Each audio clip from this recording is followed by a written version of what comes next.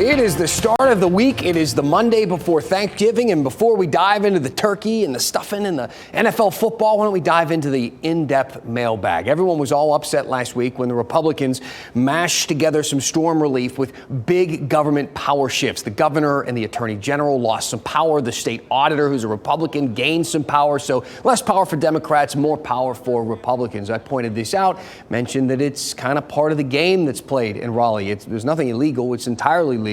It's something that both parties do all the time. It's a consequence of how our system is set up. The system of redistricting and gerrymandering. States are separated into sections with one representative per section, and the party in power pretty much always draws these lines and these sections in their favor. Even though they're not really supposed to, they do. Many of you had something to say about this. William said, no gerrymandering, it should be county only. Darlene asked, why do the counties have to be redistricted in the first place? So let's consider all this for just a moment. First of all, it has to do with population.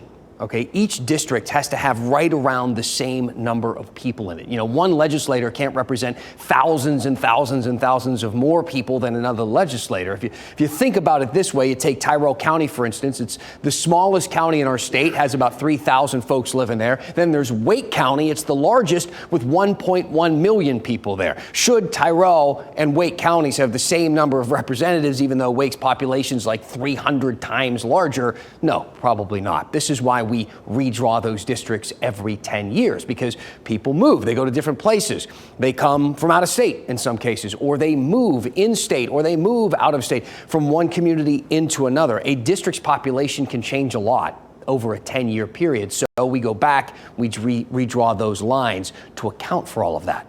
Which brings me to this comment from David. He wrote, we clearly need an independent board to redraw our districts so that all North Carolinians are represented, not just those of one party.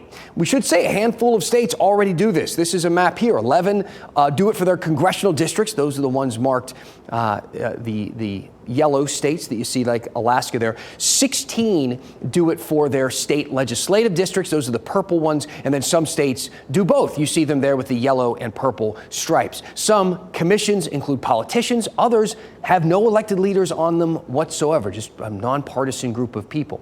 In the last election, Ohio had the choice to put citizens in charge of the redistricting commission list, but voters rejected it. The constitutional amendment that would have established that failed to pass. North Carolina could try a similar amendment, right?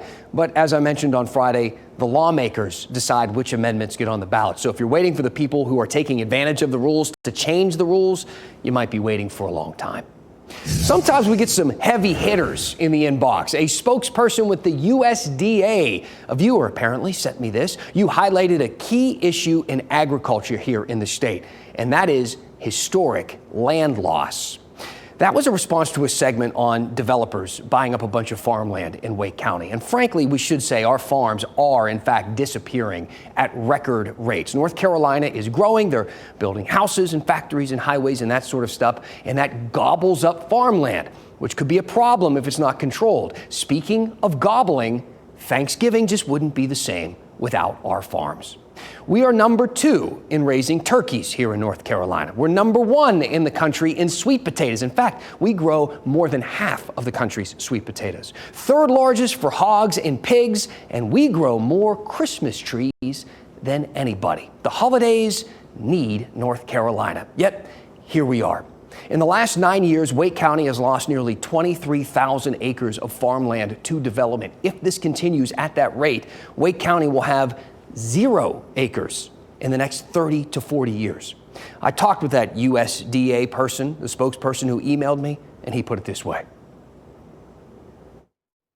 It's a double-edged sword. You know, like really North Carolina is at a crossroads of what type of state does it want to be? Does it want to be the agricultural producing state that it always has been, or are we going to lean towards more tech? And that's really that cultural identity that we have to kind of come to grips with. So to support farms, the USDA is spending tens of millions of dollars a year to help our farms to grow, to update their technology, and to protect their land. They're pushing a land easement plan to get landowners to designate their land as farmland permanently. They maintain the ownership of the land, but they agree that it can never be anything other than a farm. That means no one can ever develop on it. But that also means the families that inherit that land can only use it for farming or sell it to somebody who will use it for farming, which can be difficult for some families because farming isn't as profitable as it used to be. Major grocery chains control most of the market. They continue to make it harder and harder for smaller farms to make a profit. Personally, I think there's a bigger story in there, one that's affecting how much you pay for groceries and why so many farm owners are getting out and selling to those developers. If you're interested in having that conversation, let me know. Otherwise, we'll leave it right here. Just send me that email at dan@WRAL.com. You can talk about this story or anything else that's going on in our community. What should the news be talking about? What are we avoiding, do you think, that we should really dive into? We avoid nothing on this segment. Tell me what's on your mind, and we'll go in depth.